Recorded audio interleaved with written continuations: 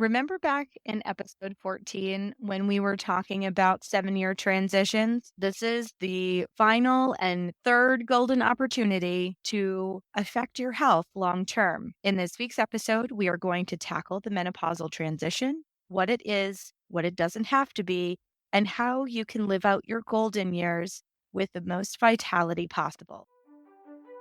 Hi, I'm Adrienne Irizarry. I'm an Eastern medicine practitioner who is passionate about women's health and helping women live their best lives. My goal is to put you in the driver's seat of your menstrual health, offering period solutions for a symptom-free life. Statements made in this program are for educational purposes only and not intended as a substitution for medical consultation or advice.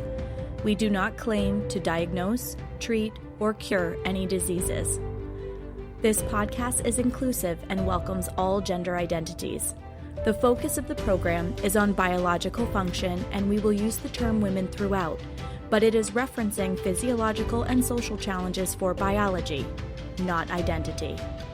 Come as you are, I am happy you're here and welcome all performances of identity. I hope you find something helpful in this show. Welcome back to another episode of the Reproductive Rebel podcast. So we have gone on this incredible journey through the 7-year cycles in a woman's life. We have talked about how to get started in a healthy way for young ladies. And now we have reached the end of our reproductive years and coming into second spring in menopause. Menopause is the third golden opportunity in a woman's life to hit a reset button on her health. So we're entering our water years in Eastern medicine as we go into menopause. So you're in your metal years during these chi transition years, so 35 and 42. So now we've come through the gifts and the invitations that we are extended during this time frame, and we are coming into our non-bleeding years. So in Chinese medicine, menopause is known as our second spring. Our kidney essence or kidney jing and our creative energy declines. So we no longer have extra chi to give new life. In Western terms, the ovaries decrease production of estrogen and begin to shrink. Menopause is official when you have reached 1 full year with no period. So, when a woman is healthy, your menopausal symptoms should be mild. When we're seeing all of these memes and things like this out there about, okay, Gladys, lay down, we've got ice on one more step, poking fun at hot flashes being so strong that you could melt ice on the front steps, those are signs of imbalance. Okay. Anything that's an extreme in the body, extreme pain, extreme clots, extreme heat, anything to an extreme is a sign of an imbalance. It points to something going on in the system that isn't supporting you in the best way possible. So, when you are going through that menopausal transition, that 12-month period where there are more and more spaces between your periods and the periods become less and less involved as that Chong Mai or sea of blood continues to dry up, you will still see possible mild hot flashes, some mild vaginal dryness. You will see changes in skin texture because we are losing some of our estrogen, and that is our fluffing hormone. So, our skin being fluffy and supple, that does change as we age. Our eyes may begin to recede. But the thing to note about all of this is that no symptoms are severe. Nothing is severe. So, all of these things that we make jokes about when we look at perimenopause and then menopause after that, all of those jokes are made about imbalances. So, if you think about it, it's actually a really sad commentary on our culture and the lack of education in our culture around these stages in a woman's life. Because The Chinese medical system had such a beautiful way of looking at menopause coming into second spring. Just think about the way that's described. It's like starting anew. It's like new energy springing forth, new beginnings starting. That is a very healthy way of looking at this transition in a woman's life. And the thing that makes me really sad is our culture makes such an emphasis on youth and ignores the gifts that come with wisdom. And if you look at our societal values, women spend thousands of dollars a year or more trying to drink from the fountain of youth and preserve their youth and reduce the symptoms of aging and all of these things, and often at the detriment of bringing the body into right relationship. It's Botox, it's things that manipulate the body to decrease the presentation of a symptom instead of harmonizing the body to bring it into right relationship so that it expresses the healthiest version of itself. And I'm not demonizing anyone who has used any of those approaches for maintaining their youthful glow or any of these things. What I'm saying is that we are so focused on those symptoms instead of on caring for the roots of the plant and really meaningfully affecting our health, which will in turn affect our longevity. So, menopausal symptoms, while they may be there, they are not severe. And in some cases, women don't really notice much of an experience with them at all when they're caring for themselves in a meaningful way. So, just like menstrual abnormalities are normalized in our culture, so are menopausal symptoms. But you can have a relatively free, symptom free,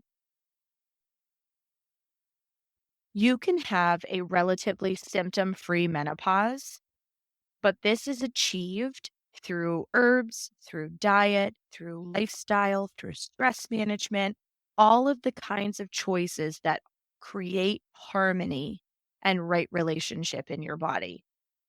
So, thinking back to our episode on perimenopause, we were starting to talk about the invitation to bring more balance, to honor our boundaries, to support our body with the right foods and the right way of moving through the world.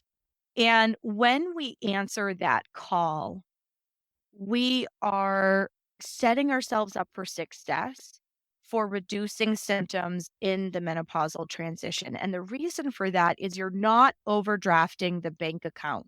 So if you think back to when we talked about 7-year cycles and we talked about the fact that there's some chi that you inherit from your parents and there's some chi that you can influence with your environment, diet, lifestyle, the way you move through the world. And that if you overspend the environmental account, you start dipping into what you inherited, you will age faster.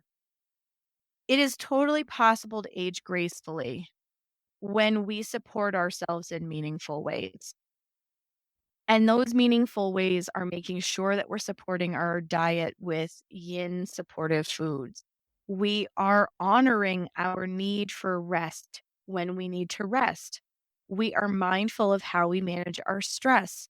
We are mindful of how we manage our schedules. We move in sync with our cycles. And then as those cycles start getting elongated, because the sea of blood is drying up, and you go for longer periods of time between periods, and the periods are less involved every time you have one, while you're on that perimenopausal road that leads to the menopausal road, the menopausal transition typically takes place over the course of a couple of years, where you're getting longer gaps between periods and you have to go one full calendar year with no period, and then you've made your transition. If we are mindful of nourishing our bodies with the right things, not overstressing and overtaxing our system while it's in the process of doing a big process in our life, then we're going to come out the other side of it more vital, having more energy, really wanting to take life and run with it, which is beautiful because there's a lot of women that step through the menopausal transition and into postmenopause, and they want to go after the career that they put on hold. They want to change careers. They want to do something different with their life. They want to go out and be more social with friends. They want to go on girls' trips. They want to see the Taj Mahal and they've always wanted to go. Like they start looking towards their outside world because they're no longer focused on home and hearth. And they now have the energy and resources to start focusing on the things that they want in their life. It truly is a second spring. You are bursting forth with a new life and a new way of moving through the world and new energy and new vitality. And it's a really beautiful thing if we choose to look at it that way because we live in a culture. I did a post about it not that long ago about the fact that we spend so much time prioritizing maintaining a youthful physique when there are so many gifts that are given to us as we age. We find our voices, we find our sense of self, we find how to create meaningful boundaries and reach back out for relationships that I look at like my parents, for example, and my mom and dad were busy with us as kids when we were little. And then as my mom went through her menopausal transition, she started reaching out to friends that she hadn't spoken to since school and making a standing lunch date with one of her friends and things like that because before, she was focused very much on home and hearth, and as we grew up and we left the nest and she was going through her energetic transition, she started prioritizing those relationships again, and that is a very normal thing to see happen. And a lot of times these relationships often will pick up where they left off. Simply because we just had this blip in the middle where we had kids and we had to cart them to rugby and soccer and softball and science fairs and all that other stuff in the middle, right? So, menopause is our third golden opportunity to hit a reset button on our health. And that requires the wisdom of knowing when to say no, knowing when to prioritize yourself and say, I can't do this today. Maybe we can try tomorrow, but right now I don't have the energy in my body and I need to rest. Or noticing that you're starting to have a little more heat in your body and going, hey, I need to have a few more of these foods. And noticing that when you're nourishing yourself environmentally and through food in the right ways, that your experience with these symptoms decreases and in some cases goes away.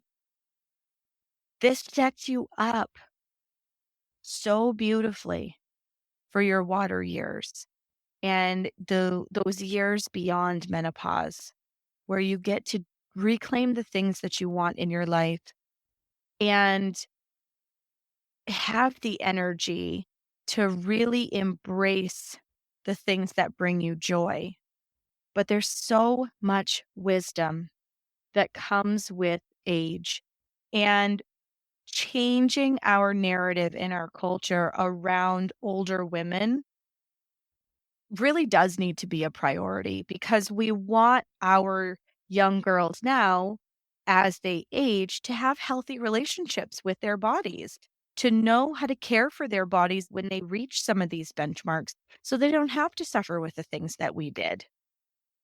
You do not have to suffer through your perimenopausal and menopausal transition. You just don't.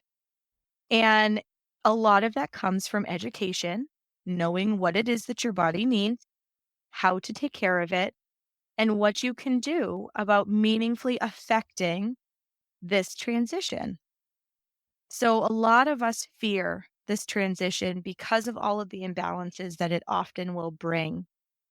But knowledge is power. The more that you know about the foods that you need, about the lifestyle that you need, this is all about balance. We are now seeing a body that can tolerate more raw foods and more cooling foods. You need to nourish your yin in order to keep the car from overheating. Okay. It's a very biomechanical explanation of why we get hot flashes, but essentially, there isn't enough yin in the body to keep the car from overheating. And so we have deficient heat, and it expresses itself through infections, hot flashes, moodiness, where you're really irritable very easily, and things like this.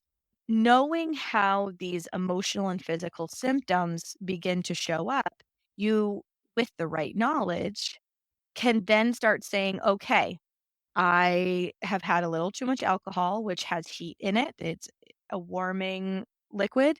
This is warming me up too much because now I'm starting to notice heat disturbing my sleep. Now I'm just going to pull back on this and see how it changes my sleep pattern. Nourishing the yin, nourishing the blood, it will support a healthy sleep pattern. It will support a healthy transition, and it'll help you feel stronger and more vital to embrace your golden years. Thank you for joining me for another episode of Reproductive Rebel. Reproductive Rebel is recorded by certified peri-steam hydrotherapist, herbalist, sound healer, and Chinese nutritional therapist Adrienne Irizarry of Moon Essence LLC. If you are interested in setting up an appointment with Adrienne for one-on-one support, ordering from our store, or checking out our course offerings, visit our website at moonessence.life. Be sure to subscribe to our newsletter to get insider information on upcoming events and offerings.